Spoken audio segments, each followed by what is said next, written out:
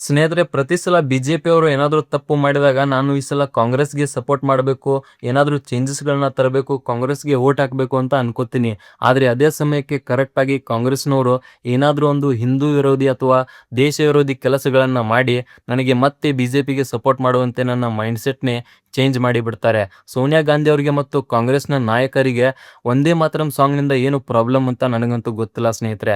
ಒಂದು ಕಡೆ ವಂದೇ ಮಾತರಂ ಸಾಂಗ್ ಕೇಳ್ತಾ ಇರ್ಬೇಕಾದ್ರೆ ಸೋನಿಯಾ ಗಾಂಧಿ ಅವರು ಅದನ್ನ ಸ್ಟಾಪ್ ಮಾಡೋಕೆ ಹೇಳ್ತಾರೆ. ಇನ್ನೊಂದು ಕಡೆ ರಾಹುಲ್ ಗಾಂಧಿ ಅವರು ಆ ವಂದೇ ಮಾತರಂ ಸಾಂಗ್‌ನ ತಮ್ಮ ಬಾಯಿಂದ ಹೇಳ್ತಾನೆ ಇರೋದಿಲ್ಲ. ಸೊ ವಂದೇ ಮಾತರಂ ಅನ್ನೋದು ಅದೆಷ್ಟೋ ವರ್ಷಗಳಿಂದ ಬಂದಿರತಕ್ಕಂತ ನೂರಾರು ಕೋಟಿ ಭಾರತೀಯರ ಮನಸ್ಸಿನಲ್ಲಿ ಇರತಕ್ಕಂತ ಗೀತೆ. ಸೊ ನೂರಾರು ಕೋಟಿ ಭಾರತೀಯರ ಭಾವನೆಗಳಿಗೆ ಗೌರವ ಕೊಡದೇ ಇರುವ ಇವರು, ಇವರ ಸರ್ಕಾರವೇನಾದ್ರೂ ಬಂದ್ರೆ ಆ ನೂರಾರು ಕೋಟಿ ಭಾರತೀಯರಿಗೆ ಅವರ ಕಷ್ಟಗಳಿಗೆ ಸ್ಪಂದಿಸುತ್ತಾರೆ ಅಂತ ಅನಿಸುತ್ತಾ ಸ್ನೇಹಿತರೆ. ಸೊ ಈ ಸ್ವಾತಂತ್ರ್ಯ ದಿನದಂದು ನೂರಾರು ಕೋಟಿ ಭಾರತೀಯರು ತಮ್ಮ ವಾಟ್ಸಾಪ್ ಸ್ಟೇಟಸ್ಗಳಲ್ಲಿ ಹಾಕಿರ್ತಕ್ಕಂತ ಗೀತೆ ವಂದೇ ಮಾತರಂ ಗೀತೆ. ಯಾಕಂದ್ರೆ ಎಲ್ಲ ನೂರಾರು ಕೋಟಿ ಭಾರತೀಯರು ಆ ಗೀತೆಗೆ ರೆಸ್ಪೆಕ್ಟ್ ಕೊಡ್ತಾರೆ. ಆದ್ರೆ ಒಬ್ರು ಮಾತ್ರ ಅದಕ್ಕೆ ರೆಸ್ಪೆಕ್ಟ್ ಕೊಡೋದಿಲ್ಲ.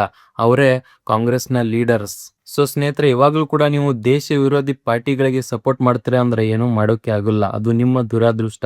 ಆದ್ರೆ ನಾನು ಯಾವಾಗ್ಲೂ ಕೂಡ ಅದೇ ಪಾರ್ಟಿಗೆ ಸಪೋರ್ಟ್ ಮಾಡ್ತೀನಿ. ಯಾವ ಪಾರ್ಟಿ ದೇಶದ ಜನರಿಗೆ, ಜನರ ಭಾವನೆಗಳಿಗೆ ಗೌರವ ಕೊಡುತ್ತೆ ಹಾಗೂ ರಾಷ್ಟ್ರಗೀತೆಗಳಿಗೆ ಯಾವ ಪಾರ್ಟಿ ಗೌರವ ಕೊಡುತ್ತೆ ಅದೇ ಪಾರ್ಟಿಗೆ ನಾನು ಸಪೋರ್ಟ್ ಮಾಡ್ತೀನಿ. ನೀವು ಕೂಡ ಅದೇ ಪಾರ್ಟಿಗೆ ಸಪೋರ್ಟ್ ಮಾಡಿದ್ರೆ ನನ್ನ ಪೇಜ್‌ನ ಫಾಲೋ ಮಾಡೋದನ್ನ ಮಾತ್ರ ಮರಿಬೇಡಿ ಸ್ನೇಹಿತರೆ.